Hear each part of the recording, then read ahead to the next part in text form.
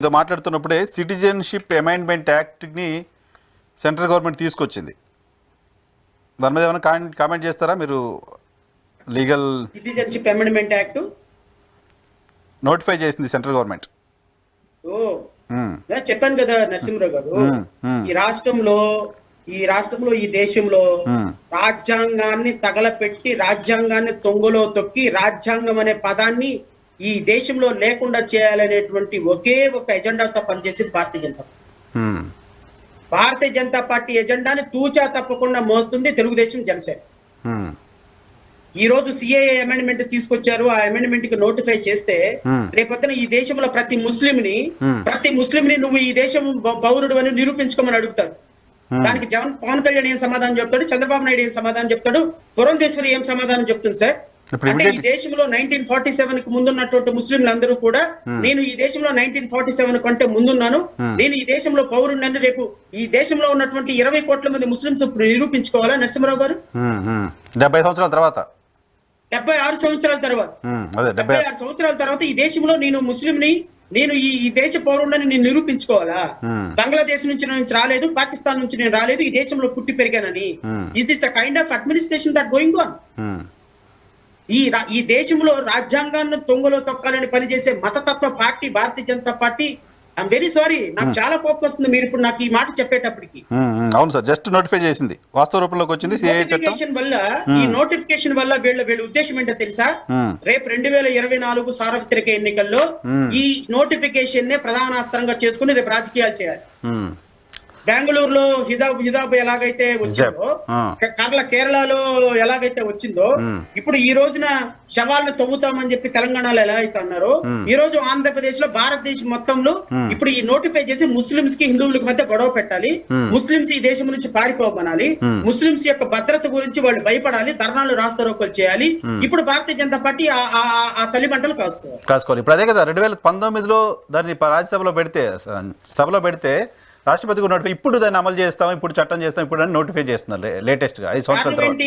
ఇప్పుడు నేనేమంటానంటే భారతదేశంలో ఉన్న ముస్లింస్ పక్కన పెడితే ఆంధ్రప్రదేశ్ రాష్ట్రంలో ఉన్నటువంటి 12-13% ముస్లింస్ ఎవరైతే ఉన్నారో వీళ్ళకి, క్రిస్టియన్లు ఎవరైతే ఉన్నారో వీళ్ళకి ఈ రోజు జనసేన తెలుగుదేశం పార్టీ ఏం సమాధానం చెప్తుందో నేను డిమాండ్ చేస్తున్నాను. Exactly, they have to answer to the nation. They have to address the apprehensions of the downtrodden people. మైనార్టీలు, ముస్లింస్ యొక్క సమస్యల్ని తెలుగుదేశం పార్టీ, జనసేన పార్టీ ఎలా అడ్రస్ చేస్తుందో they have to answer. Otherwise I'm appealing to every Muslim, every Christian, every down ట్రోడన్ people not to vote to Janasena and Telugu Desam party, Bharatiya Janata party. I'm appealing.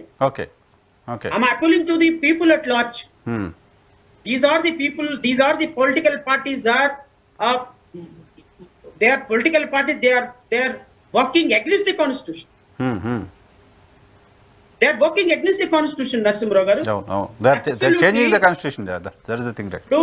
ఇప్పుడు మీరు CAA amendment ఎంత దుర్మార్గమైన amendment. నేను ఒక మాట అడుగుతాను సార్, మాట అడిగిన తర్వాత మీరు I'm taking too much time, I'm sorry. No issue, please carry on.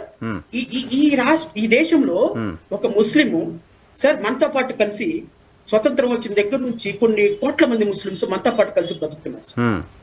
ఈ రోజు ప్రతి ముస్లిం ఇంటికి వెళ్ళి సార్ ఈ దేశంలో 2011 సెన్సెస్ ప్రకారం సెన్సెస్ కేటాయించేటప్పటికి కొన్ని కోట్ల రూపాయల ఫండ్లు భారతదేశంలో కేంద్ర ప్రభుత్వం కేటాయిస్తుంది సెన్సెస్ కోసం. 2011 లో జరిగిన సెన్సెస్ ఈ రోజు వరకు సెన్సెస్ జరగలేదు, దానికి ఫండ్ కేటాయించాం. 2011 లో జరిగిన సెన్సెస్ 2021 లో జరగాలి. అవును, మళ్ళీ 10 years జరగాలి. జరిగింది అది లేదు. Government saying that there are no funds at all. There is no mechanism.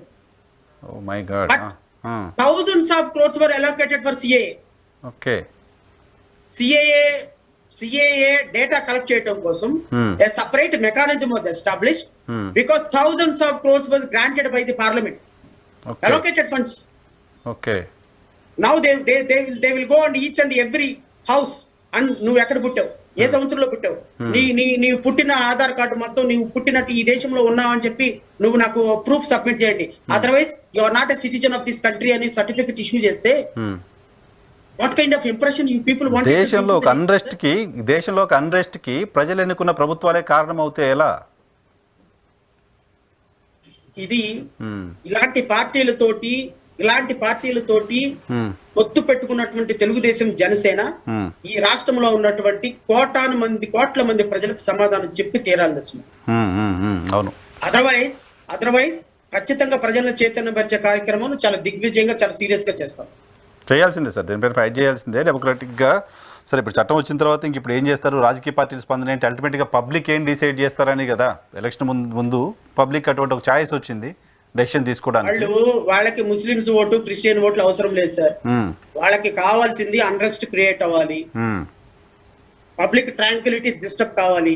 తద్వారా హిందువులందరూ మన శ్రీరామనవమిని ఎంత అద్భుతంగా మన రామ జన్మభూమి అయోధ్యని ఎంత అద్భుతంగా చేశారు, ఎంత హిస్టారికల్ మూమెంట్ గా చేశారు. I'm not disputing it. చేసుకోవాలి. ఈ దేశంలో మతం అనేది personal issue sir. It's not a state Endeavour. అవును. మీరు రామ జన్మభూమి అయోధ్యని ఎంత అద్భుతంగా చేశారో, at the same time Muslims కూడా అంత అద్భుతంగా చేసుకునే దానికి అవకాశం ఇవ్వాలి. Because it's secular country. అవును. క్రిస్టియన్లు కూడా తమకు సంబంధించినటువంటి మతాచారాన్ని అంతే అద్భుతంగా చేసుకున్నట్టు చేసుకోవాలి. Because it is secular country. అంతేగాని నేను ప్రభుత్వ లాంఛనాలతోటి అయోధ్యని చేస్తాను, మిగతా వాళ్ళు ఎవరైనా చేసుకుంటే నేను ఒప్పుకోను, నేను అసలు ఏ విధంగా సపోర్ట్ చేయను అంటే can we call it is secular country? There is no equality to కదా. సో రేపొద్దున ఈ సిఏఏ అమెండ్మెంట్ ని బేస్ చేసుకొని హిందువులకి ముస్లింస్ కి మధ్య అన్రెస్ట్ క్రియేట్ చేసి తద్వారా రేపొద్దున ఎలక్షన్ లో గెలవాలనేటువంటి ఒక అద్భుతమైన పన్నాగం. ఆ పన్నాగం ఎంతవరకు సక్సెస్ అవుతుందో we have to wait and see.